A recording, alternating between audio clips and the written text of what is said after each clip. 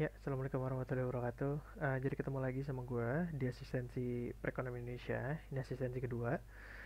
Untuk materinya itu kita kali ini bakal bahas mengenai neraca-neraca makroekonomi di Indonesia. Sebelumnya gue mohon maaf banget, ini udah mau jam 3 pagi, jadi mungkin kalau nanti ada suara apa namanya ronda lewat atau misalnya masjid sudah bunyi mengganggu jalannya asistensi, gue mohon maaf gitu kan. Tadi sebenarnya gue udah recording setengah, cuma ternyata gue lupa nyalain mikrofonnya, jadi nggak ada audionya gitu. Jadi gue harus retake lagi gitu. Nah, apa namanya, ini untuk asistensi kali ini itu merupakan asistensi materi yang disampaikan 2 minggu lalu dari waktu video ini up. Itu mengenai materi yang disampaikan oleh Pak Zakir mengenai keterkaitan antara apa namanya, measurement atau neraca-neraca makroekonomi di Indonesia, dalam hal ini kita ngomongin ya. Nah, nanti sepanjang mungkin minggu depan atau misalnya beberapa waktu ke depan, gue bakal upload satu video lagi mungkin, atau gue cuma kasih materinya aja. Kenapa? Karena gue ngerasa ada beberapa submateri yang kurang banyak dibahas atau kurang dalam dibahas oleh Pak Zakir gitu. Dan menurut gue ini cukup penting gitu ya, untuk membantu kalian lah. Nah, jadi kenapa sih kita membahas mengenai keterkaitan dari apa namanya, neraca-neraca makroekonomi? Karena pada dasarnya aktivitas-aktivitas yang dilakukan oleh para pelaku dalam sebuah perekonomian itu sendiri itu saling terkait gitu. Kita sudah belajar pada konsep circular flow of economy di pengantar gitu kan, bahwa aktivitas dari suatu orang itu akan mempengaruhi kehidupan seorang lainnya. Kalau misalnya di pengantar gue inget itu ada quotesnya adalah $1 of someone's expenditure will be someone else's income. Jadi pengeluaran yang dilakukan oleh seseorang itu kan menjadi pendapatan dari seorang lain ya gitu. Sebagai contoh, kalau misalnya kita jajan gitu misalnya, beli sesuatu, nah itu kan kita mengeluarkan uang, ya, expenditure kita untuk membeli barang ya, atau jasa yang kita konsumsi tersebut kan. Uang yang kita keluarkan tersebut, pengeluaran kita itu akan menjadi pendapatan bagi si penjual atau penyedia barang atau jasa yang barang yang kita beli gitu kan. Nah, itu tergambar di diagramnya circular flow of economy gitu. Ini gue ngambil, gue lupa dari Parkin atau dari Menkeu gitu. Dari diagram yang sederhana ini kita bisa tahu kenapa output atau GDP itu bisa uh, apa ya, dihitung menggunakan pendekatan pengeluaran. Apa namanya, atau bahasa lainnya kalau misalnya teman-teman udah seingat itu proxy gitu. Dimana apa namanya, output yang diproduksi oleh perusahaan tuh dinotasikan sebagai Y, itu bisa itu akan dikonsumsi oleh rumah tangga gitu kan. Dalam bentuk pengeluarannya itu adalah konsumsi, consumption. Tapi output-output ini juga bisa dikonsumsi oleh apa namanya, oleh perusahaan gitu kan, uh, dalam bentuk investasi ya, kalau dikonsumsi oleh perusahaan itu sendiri. Kalau tadi kalau oleh rumah tangga itu dalam bentuk consumption, bisa juga itu dibeli gitu kan, atau ditransaksikan kepada pemerintah dalam bentuk belanjanya, atau di apa namanya, diperjualbelikan ke negara asing gitu. uh, apa namanya, notasinya itu net export. Nah, untuk memproduksi itu gitu kan, uh, perusahaan itu butuh apa ya, ada pengeluaran gitu kan dalam bentuk pendapatan tuh kepada perusahaan, kepada rumah tangga gitu. Jadi pendapatan nasional gitu, pendapatan yang didapatkan oleh seluruh perekonomian gitu. uh, Iya, atau output gitu kan, output yang diproduksi oleh perusahaan itu akan sama dengan konsumsi tambah investasi tambah belanjanya pemerintah ditambah net ekspor. Ini adalah apa ya, uh, persamaan dasar mengenai pendekatan pengeluaran dalam menghitung GDP atau output dari perekonomian seperti itu. Nah, kalau misalnya kita pengen lihat yang lebih complicated lagi misalnya, tapi kita bahasnya itu ada close economy dulu. Jadi dengan asumsi ada 3 pelaku gitu kan, ada rumah tangga, ada pemerintah, dan ada produsen gitu. Apa namanya?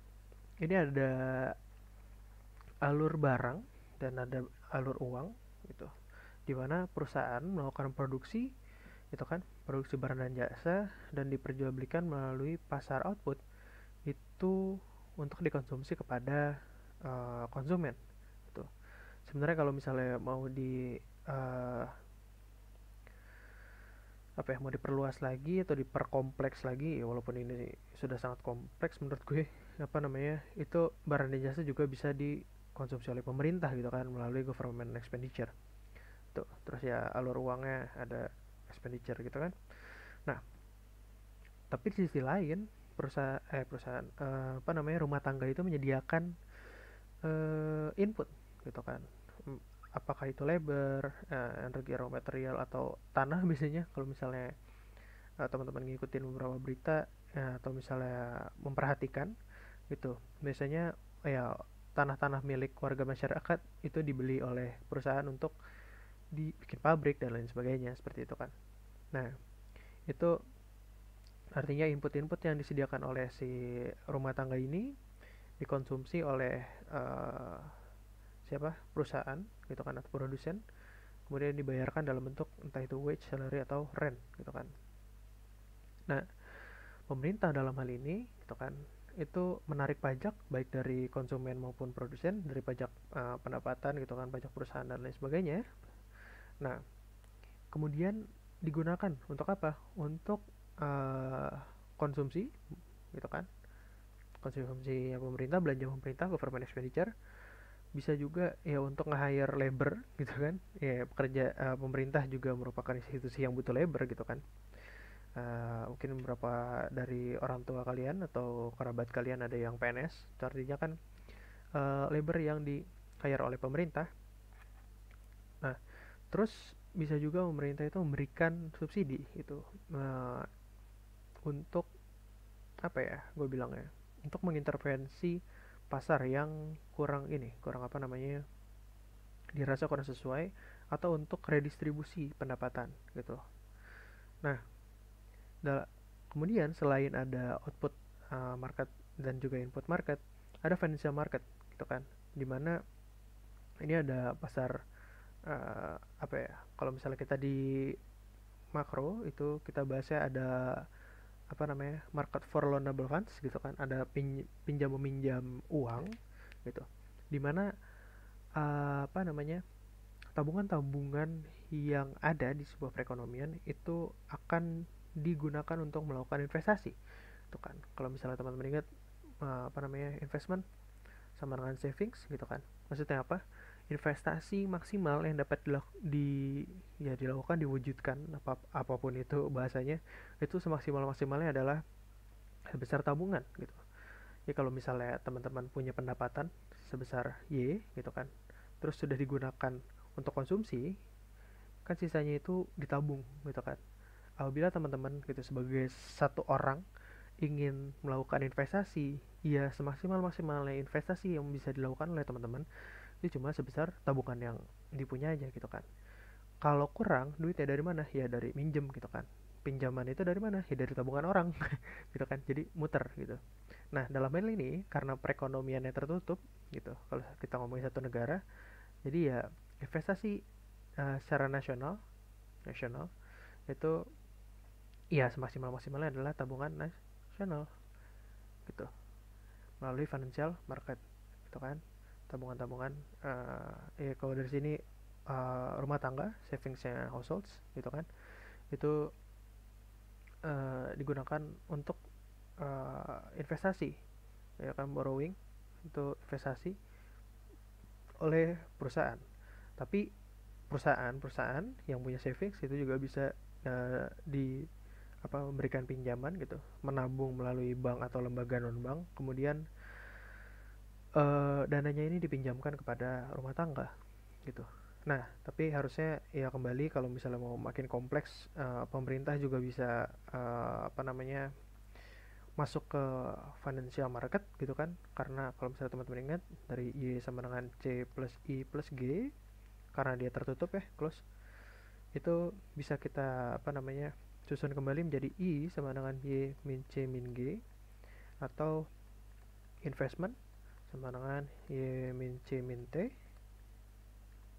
ditambah T min G, itu dimana investment gitu kan sama dengan savings, tadi kan I sama dengan savings, ini adalah national savings, tabungan nasional.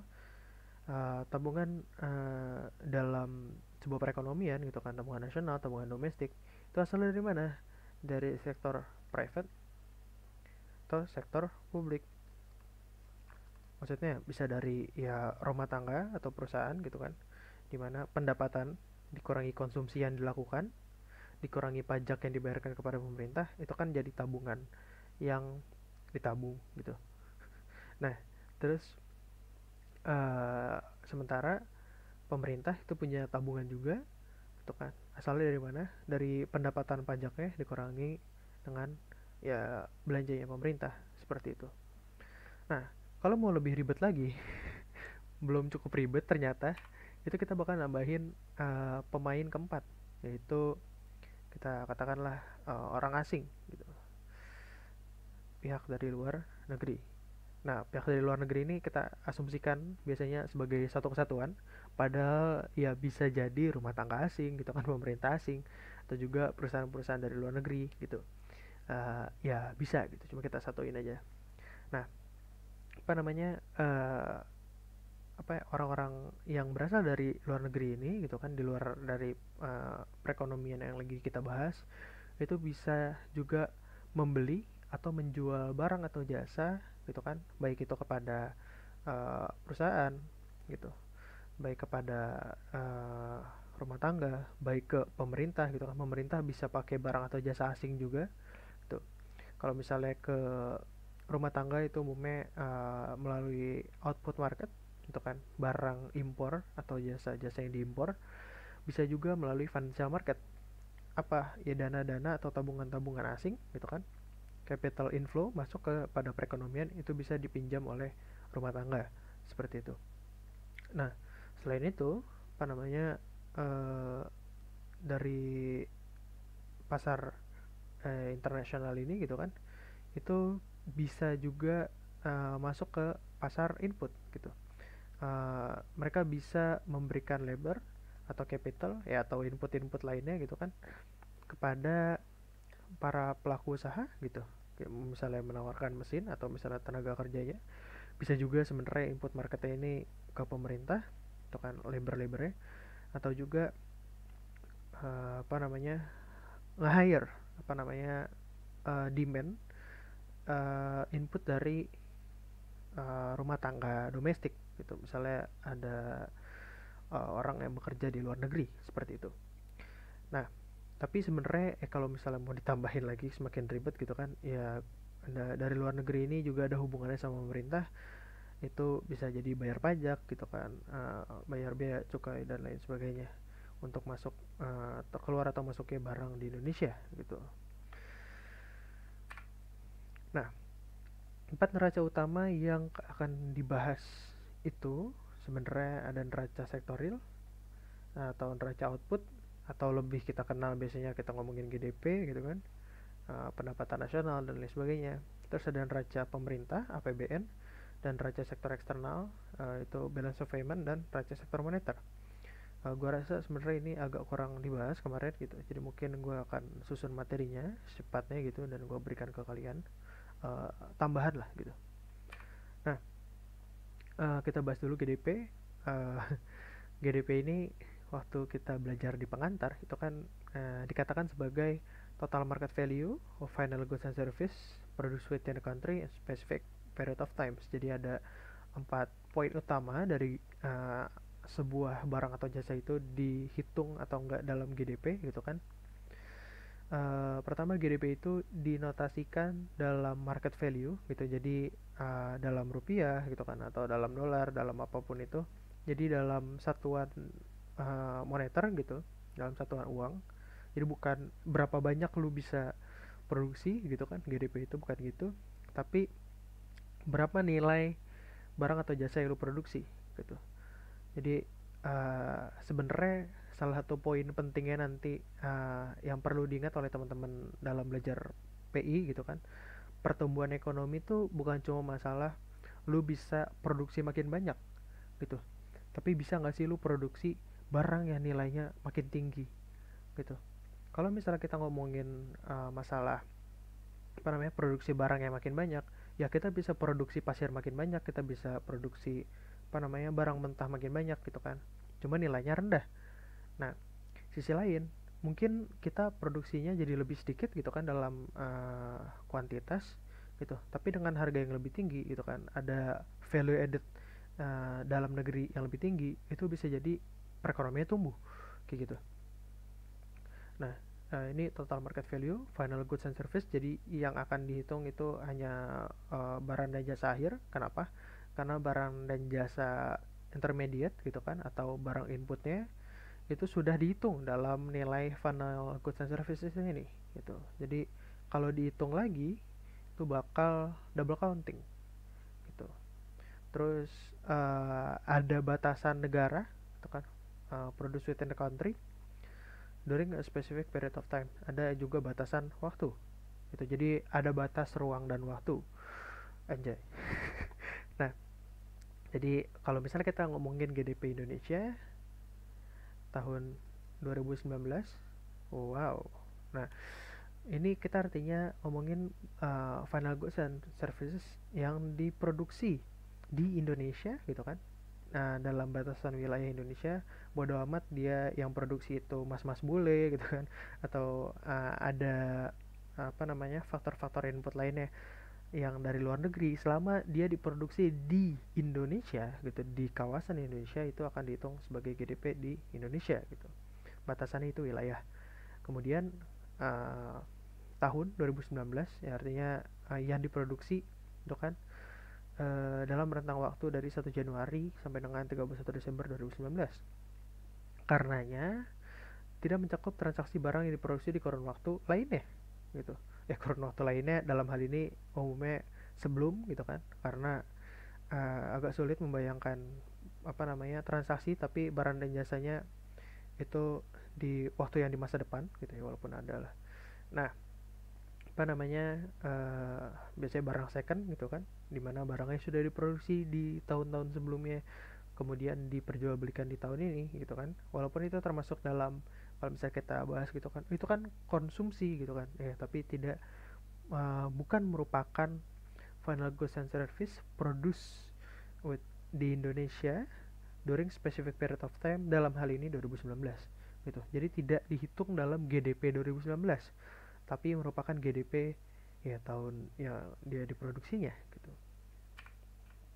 Nah, GDP itu ada beberapa gitu kan. Nah, kita bisa biasa lihat itu GDP nominal, ada juga GDP real, tapi ada juga untuk apa namanya, indeksasi harga, itu ada GDP deflator gitu kan, untuk kita melihat ada atau tidaknya inflasi gitu, dan seberapa parah inflasinya. Nah, GDP nominal ya, seperti yang kita tadi sudah bahas, bahwa GDP itu merupakan uh, market value of final goods and service gitu kan. Jadi barang dan jasa yang diproduksi gitu kan, kuantitasnya ada berapa, quantity gitu. Nah, kan katanya market value, artinya harus dikalikan dengan harga dari barang dan jasanya. Nah, perbedaan antara gue recall lagi materinya, perbedaan antara GDP nominal dan GDP real itu hanyalah menggunakan harga gitu kan, harga papan yang digunakan. Di GDP nominal kita menggunakan atau menghitung GDP dengan harga yang di tahun yang sedang berjalan gitu, GDP nominal. Sementara GDP real kita mematok apa namanya, harganya pada tahun dasar gitu.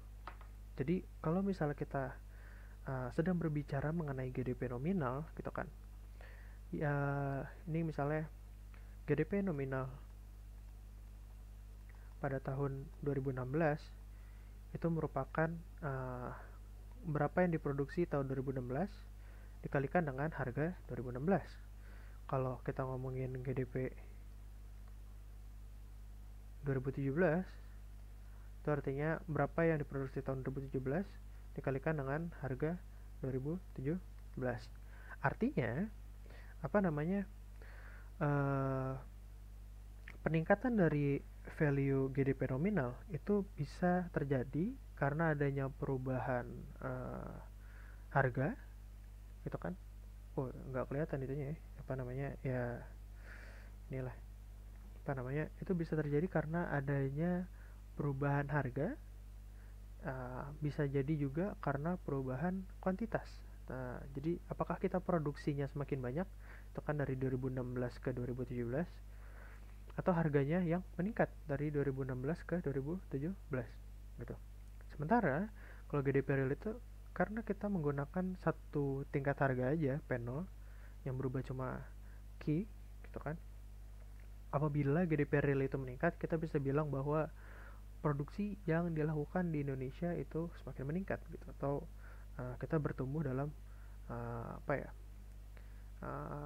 di sektor ininya produktivitas ya gitu. Jadi bukan masalah harganya yang meningkat seperti itu.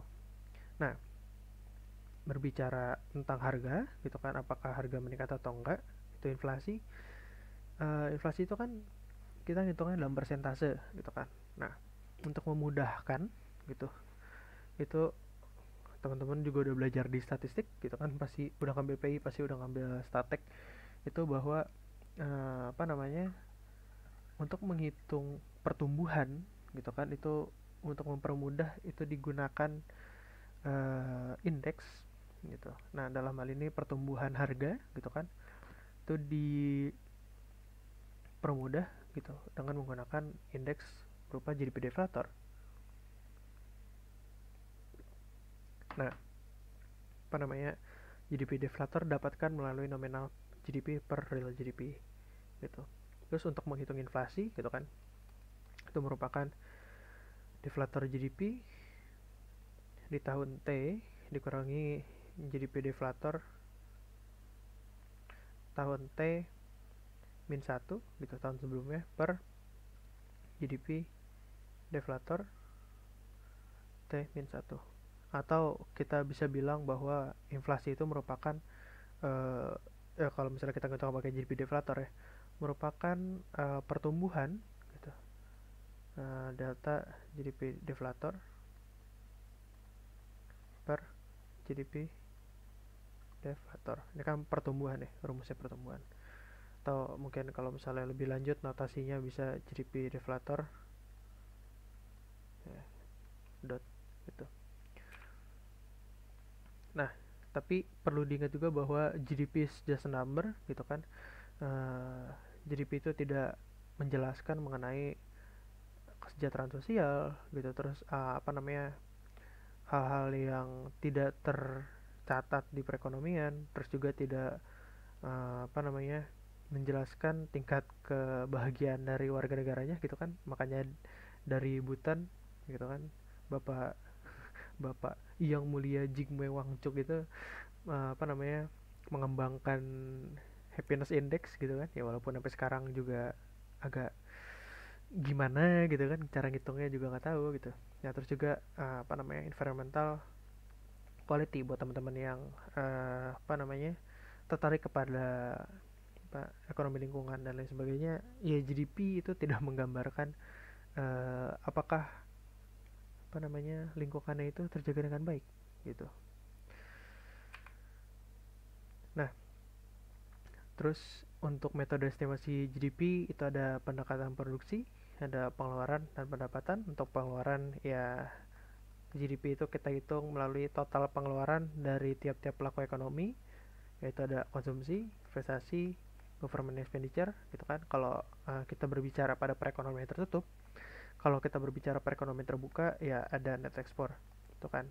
Kalau pendapatan, ya GDP itu kita hitung dari total pendapatan yang diterima oleh tiap-tiap pelaku ekonomi. Itu dari wage, dari interest, dari rent, dan dari profit. Tuh. Nah, kalau pendekatan produksi itu melihat total nilai tambah value added yang dihasilkan oleh tiap-tiap kegiatan ekonomi, gitu kan. Dari setiap sektornya, berapa sih value added yang diberikan kepada sebuah barang atau jasa, gitu. Jarang sih jasa itu ada value added-nya. Apa namanya? Umumnya yang biasa terbayang paling mudah itu kan barang ada value added-nya, gitu. Dari barang mentah terus jadi barang intermediaries, terus kemudian jadi barang jadi, gitu kan. Itu kan value-nya bertambah gitu dari proses yang dilakukan. Nah, anjay, ini kayaknya gue masih banyak yang belum gue hapus-hapus nih anjay. uh, ini kemarin apa namanya, PDB menurut lapangan usaha. Nah, di apa namanya, PPT bapaknya itu cuma ngasih ada lapangan usahanya itu apa aja, cuma nggak ngasih datanya gitu kan. Nah, ini datanya bisa diakses aja di Bank Indonesia gitu. Gue cuma pengen ngasih lihat aja. Kalau baca gini ribet, mendingan kita ke sini gitu kan, pertumbuhan dari per lapangan usaha, dimana kalau kita lihat pertambangan dan penggalian itu sedang turun gitu kan pertumbuhannya. Industri pengolahan juga turun, pengadaan listrik dan gas juga turun, konstruksi ya, kalau kita lihat yang turun ya, perdagangan besar dan eceran, reparasi mobil dan motor, transportasi dan pergudangan, penyediaan akomodasi makanan minum, jasa perusahaan, administrasi pemerintah, wah turun deh, dan juga jasa lainnya. Nah, kalau misalnya kita ngomongin sumber apa namanya, pertumbuhan triwulan 2 tahun 2020, ya apa namanya, bisa kita katakan itu, lihat apa namanya, negatif 5,32 GDP-nya gitu kan. Bisa kita apa ya, bisa kita estimasi bahwa kemungkinan besar penurunan yang terjadi yang sekarang ini ya bisa dikatakan apa ya, merupakan dampak dari COVID, bisa kayak gitu kan. Walaupun kalau misalnya lu bilang apa namanya, tapi kak kalau lu lihat di sini pertambangan, industri pengolahan dan pengadaan listrik, bahkan dari uh, oh ini kan triwulan 2 terhadap triwulan 1 2020 ya. Uh, kalau misalnya kita lihat terhadap triwulan 4 2019 saja gitu kan, pertambangan, penggalian, industri pengolahan dan pengadaan listrik itu udah turun gitu kan. Padahal triwulan 1 bisa dikatakan COVID belum terlalu ini gitu kan. Belum terlalu apa namanya, hmm, apa namanya, berdampak gitu. Bahkan kalau kita lihat sini secara year on year gitu kan, bahkan kita uh, masih tumbuh cukup baik gitu kan di triwulan 1 2020 ya. Malah kalau kita lihat gitu kan, COVID di triwulan 2 itu sudah lebih parah daripada triwulan 1 gitu kan. Sehingga kalau kita lihat year on year ya gitu kan, nah, ini kalau dibandingin antara triwulan 1 dan triwulan 2 gitu kan, oh 2020 tuh kita masih bertumbuh gitu kan, perekonomian GDP masih tumbuh nih dibandingkan dengan GDP tahun 2019 di triwulan 1 kuartal 1. Tapi kalau kita lihat kuartal 2 nya langsung negatif, minus 5,32 gitu kan. Artinya sebenarnya mungkin ya, kalau misalnya gue pengen agak sarkas sedikit, kalau saja apa namanya, COVID itu berhenti di triwulan 1 2020 di kuartal 1 gitu kan, dengan cepat tanggap selesai gitu kan, ya mungkin ini nggak bakal negatif gitu, bisa positif. Ya sudahlah gitu kan. Yang terjadi sudah terjadilah gitu. Nah, terus apa namanya, uh, persentase gitu kan, kalau misalnya kita lihat yang masih mendominasi itu adalah nih industri pengolahan sekitar 20%, kemudian pertanian, nah kehutanan dan perikanan ya agriculture, terus juga konstruksi, perdagangan besar dan eceran, dan lain sebagainya. Itu ini adalah 4 sektor utama perekonomian di Indonesia berdasarkan lapangan usaha. Jadi kalau kita melalui pendekatan nilai tambah gitu, jadi siapa sih yang memproduksi paling banyak di Indonesia gitu kan, oh ya industri pengolahan dan manufaktur. Jadi kalau misalnya banyak yang ribut-ribut apa namanya, oh ini perusahaan ini bla bla bla bla bla ya, tapi secara nggak langsung sebenarnya mereka punya peran besar dalam perekonomian di Indonesia gitu ya, walaupun masih banyak yang perlu dipertanyakan juga lah gitu. Nah, ini kalau kita menggunakan pendekatan pengeluaran gitu kan, itu pengeluaran itu bisa dari rumah tangga, itu kan dari pemerintah, investasi, investasinya itu dari modal tetap bruto dan inventory, ekspor barang dan jasa, ya ini LNPRT. Uh, hmm. Nah, kalau misalnya kita lihat ini angkanya masih pakai harga gitu kan, tapi ini angkanya real. Hmm, lembaga non profit yang melayani rumah tangga, oke, LNPRT. Nah, ini kalau misalnya pakai persen gitu kan, ini pertumbuhannya kalau kita lihat dari kuartal 1 2020 masih positif ya, tapi sama gitu kan kuartal duanya itu sudah negatif, di mana konsumsi rumah tangga jatuh sekali gitu kan. Kita lihat ya, pengeluaran konsumsi lembaga non profit ya, oh, terlihat selalu jatuh gitu kan. Ya, walaupun gua nggak punya data 2019 dibandingkan 2018 ya, silahkan dicari sendirilah gitu. Kita lihat belanja pemerintah juga turun sangat drastis, investasi juga begitu kan. Ini nggak ada datanya gitu. Oh, ekspor juga turun gitu kan. uh, ya walaupun impor juga turun, dan kita lihat kalau menurut persen gitu kan, penurunan impor itu lebih tinggi daripada penurunan, oh enggak juga deh, 14 ya tetap penurunan impor itu lebih tinggi daripada penurunan ekspor. Jadi mungkin kita akan melihat, kalau kita lihat net ekspor mungkin akan meningkat itu kan ya.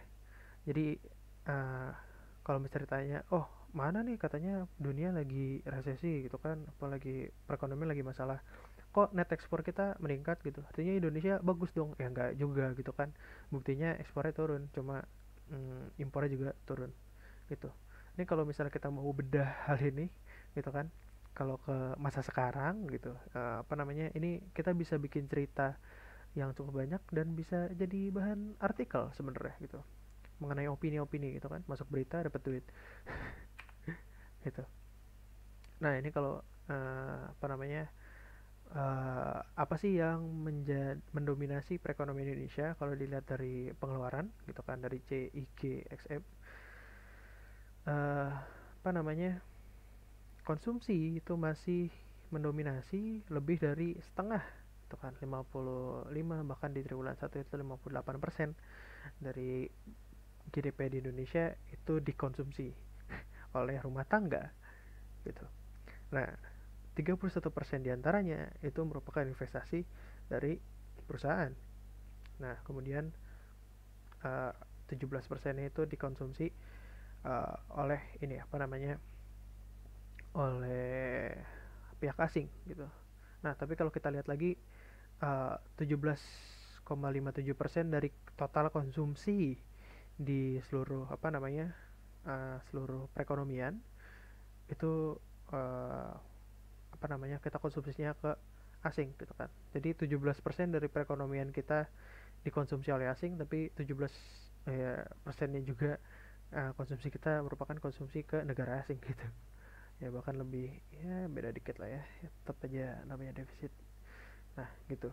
Jadi kalau kita lihat mungkin konsumsi rumah tangga dan juga investasi ini gitu kan, ya kalau kita lihat yang besar ini, mungkin banyak dari mereka itu sebenarnya konsumsi kepada asing, yang merupakan impor gitu. hmm. Nah, kemudian dari kita ngomongin ekspor dan impor, salah satu neraca yang juga selain neraca output tadi kan GDP, itu juga ada neraca eksternal, itu neraca balance of payment, di mana dia tuh mencatat keluar dan masuk transaksi keluar masuknya uang lah, bisa gue bilang kayak gitu kalau misalnya mau disimplifikasi itu kan. BOP itu mencatatkan ekspor gitu kan, impor itu trade balance, ada juga ekspor dan impor jasa gitu kan, Terus ada juga capital account, apakah ada investasi masuk atau keluar, capital yang masuk atau keluar gitu. Ada juga balas jasa dari capital. Financial account, apakah kita ada pinjaman gitu kan dari luar atau enggak gitu. Terus yang terakhir, dari hasil ini gitu kan, kita bisa lihat apakah ada perubahan atau ya kenaikan atau penurunan dari cadangan devisa, international reserve. Nah, ini kalau kita lihat tabelnya, iya, sampai dengan Agustus 2020 gitu kan, nilai sementara dan nilai sangat sementara. Kalau kita lihat transaksi berjalan gitu kan, ekspor itu kita lihat nilainya turun gitu kan. Jangan total dong, kalau misalnya kita lihat dari triwulan 1 kepada triwulan 1 juga, kita lihat masih ada peningkatan. Berapa nih, 500 juta US dollar ya kalau nggak salah ya kan. Nah, apa ini koma? Nah, tapi kalau misalnya kita lihat di triwulan 2 itu kan ekspor sudah sangat menurun gitu dibandingin antar triwulan 2 gitu. Tapi kalau kita lihat itu kan, walaupun ekspornya turun, impornya juga turun gitu kan. Dari kita impor, kenapa dia negatif ya, karena masuk kita ngeluarin duit kan. Apa namanya, kita awalnya impor 39.000, jadinya cuma 30.683 US dollar gitu. Juta US dollar, triliun artinya, bukan miliar. Nah, nah apa namanya, kalau kita lihat defisit transaksi berjalan gitu kan, turun nih gitu. Wah, baik dong ya, baik tapi buruk gitu. Nah, jadi kalau kita lihat ekspor barang itu sebenarnya, kalau kita lihat sini, ekspor barang itu biasanya kita masih ini, masih apa namanya, positif itu kan. Tapi kalau kita sudah apa namanya, kita lihat ekspor barang dan jasa, ekspor jasa, nilainya, woi, nilainya negatif terus ya. Jadi sebenarnya bisa dikatakan bahwa apa namanya, ekspor barang, salah, apa namanya,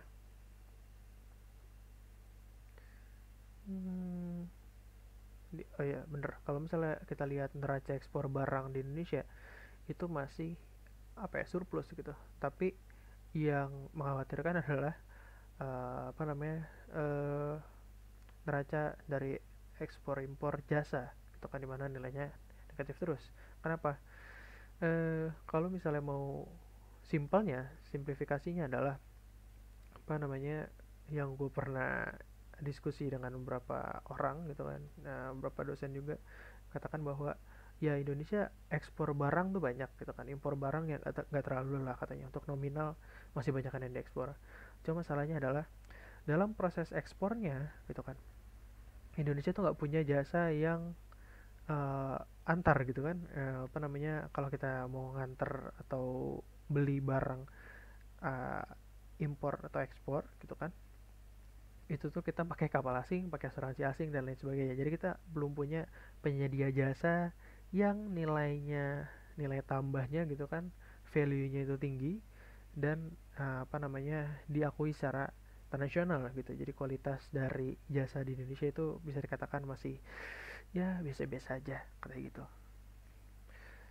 Nah, terus ini ada transaksi modal ya, kalau misalnya kita lihat dari tahun ke tahun masih apa namanya, masih positif ya, berapa juta US dollar gitu kan. uh, Terus ke finansial ya, bisa dibaca sendiri lah. Nah, terus kalau kita lihat ini ada cadangan devisa gitu kan. Ya artinya kita nggak ada kredit dan pinjaman ke IMF gitu kan, nggak ada juga exceptional financing, nol semua. Kalau kita lihat cadangan devisa nilainya, gitu. Oh, ini turun, ya sini naik gitu kan. Dan seterusnya gitu. Kita bisa lihat nominal ya, posisi cadangan devisa juga ada gitu, bisa dilihat di neraca pembayaran di Indonesia. Terus apa namanya, raca sektor pemerintahan APBN kemarin dari bapaknya gitu kan. APBN itu, di APBN kita bisa lihat ada pendapatan gitu kan, itu dari pendapatan dalam negeri itu bisa dari pajak dan bukan pajak gitu kan, terus bisa juga dari hibah, terus ada belanja negara gitu kan. Belanja itu bisa ada belanja pusat baik itu kementerian dan lembaga ataupun bukan kementerian dan lembaga, ada transfer ke daerah gitu kan, termasuk juga sekarang ada kolom khusus seingat gue ada, di APBN itu ada transfer dana desa ya. Terus dari situ kita bisa lihat ada surplus atau defisit, dan kita lihat financing ya, apa namanya, pembiayaan gitu. Nah, kalau misalnya teman-teman mau cari APBN 2020 itu sebenarnya gue agak apa ya, males gitu nyarinya sebenarnya, karena data APBN yang udah rapih gitu kan waktu di awal tahun itu kan udah direvisi 2 kali gitu. Jadi untuk nyari yang udah rapihnya lagi males gitu kan. Nah, ini kalau misalnya mau dilihat poster anggaran 2020 nggak terlalu kecil kan. Nah, untuk poster anggaran 2020 apa namanya, dalam triliun rupiah gitu kan, kok triliun triliun lagi, apa namanya, belanja negaranya itu 2.500 triliun itu kan, sementara pendapatan itu 2.200, artinya sekitar ada defisit sekitar 300 triliun ya.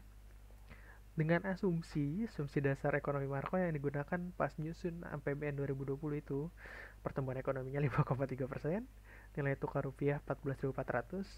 Sekitar gue nilai tukar rupiahnya nggak terlalu ini deh, karena dijaga artinya ya. Coba kita lihat USD to rupiah. Oh, 14.800, ya nggak jauh beda lah. Nah terus ya harga minyak gitu kan turun, lifting minyak, lifting gas, inflasi, suku bunga. Nah, apa namanya, itu sudah direvisi gitu kan. Gua belum nyari atau belum nemu juga mengenai, ya belum nemu karena belum nyari sih. Apakah ada apa namanya perubahan asumsinya? Ya harusnya ada sih gitu kan dalam APBN di 2020 revisi gitu kan. Nah, tapi dari yang gue dapetin adalah melalui revisi APBN per Juni 2020, ini singkat gue udah revisi yang kedua, pendapatan direvisi turun menjadi 1.700 triliun gitu. Jadi turun 500 triliun. Kenapa? Karena diasumsikan bahwa pendapatan masyarakat turun, nggak bisa bayar pajak, bayar pajaknya juga semakin sedikit. Perusahaan-perusahaan pendapatannya turun, artinya pajak yang harus dibayarkan oleh perusahaan itu menurun. Juga banyak program-program apa ya, dari pemerintah untuk apa namanya, pengurangan beban pajak, insentif pajak gitu. Kemarin gue sempat lihat juga di waktu mau bayar pajak ada pemberian diskon berapa ya, gue lupa, 10%, 20%, 15% gitu kalau misalnya bayar PBB sampai dengan bulan apa gitu. Cuma kampretnya gue bayarnya udah dari kemarin ya gitu, malah bayar duluan malah nggak dapet. Nah terus apa namanya, belanja negara pemerintah pusat waktu masih di sini di awal tahun 2020 gitu kan, pemerintah pusat itu uh, 1.600 triliun, sedangkan transfer ke daerah dan dana desa itu 800 triliun. Nah sekarang dengan apa namanya, uh, pendapatan yang direvisi turun jadi 1.700 triliun, tapi anggaran belanjanya naik jadi 2.700 triliun, jadi naik 200 triliun. Sehingga ya dari matematika sederhananya gitu kan, quick math, ya kita bisa nyimpulin bahwa ya apa namanya, ya defisit semakin meningkat gitu. Ya, ini apa namanya, uh, anggarannya juga ada yang dialokasikan untuk COVID itu kan. Yang terakhir gue baca itu 255 triliun gitu. Ini dihasilkan dari ya peningkatan belanjanya dan juga realokasi anggaran-anggaran yang yang ada di APBN 2020 sebelumnya gitu kan. Ada ya, artinya ada pengeluaran yang dibatalkan terus dialokasikan untuk COVID gitu. Aduh, ini kan masih banyak apa namanya ya, lupakan ini. kalau kita lihat defisit APBN tahun 2015 sampai dengan 2023, kalau misalnya teman-teman ingat, kita sebenarnya punya threshold nggak boleh apa namanya defisit lebih dari 3% gitu kan, tapi dalam hal ini kita kemungkinan akan defisit 6,3%. Terus kemudian apa namanya sampai dengan tahun 2023 ini proyeksinya itu akan terus apa namanya dikurangin gitu, apa namanya pelan-pelan recovery-nya. Dapat dari data Kemenko gitu. Nah, itu tadi mengenai raca APBN. Nah, sekarang apa namanya kalau misalnya kita lihat ada the five sector model katanya. Apa maksudnya?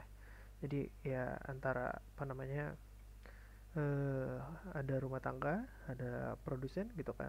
Ini output dan juga konsumsi gitu. Nah, apa namanya pendapatan yang diberikan kan gaji-gaji yang dibayarkan oleh si perusahaan-perusahaan ini produsen kepada input-input yang kerja di household itu kan, itu bisa digunakan untuk konsumsi itu kan, atau bisa ditabung gitu kan. Tabungannya ini yang akan digunakan untuk investasi juga ya kan. Nah, dimana investasinya ya ujungnya beli barang atau jasa dari perusahaan juga gitu kan, dari kalau misalnya kita apa namanya ke produsen-produsen lain lah pokoknya. Pendapatan dari rumah tangga juga digunakan untuk bayar pajak ya kan.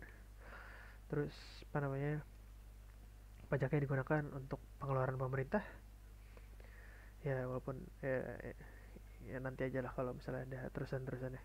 Terus konsumsi yang dilakukan oleh apa namanya rumah tangga gitu kan, daya sebenarnya dan juga yang lainnya itu bisa jadi berapa diantaranya itu merupakan barang yang diimpor dari international sector gitu apa namanya terus kemudian apa namanya international sector juga itu bisa mengimpor gitu kan, sehingga jadi ekspor untuk kita kepada barang atau jasa yang diproduksi oleh para produsen gitu.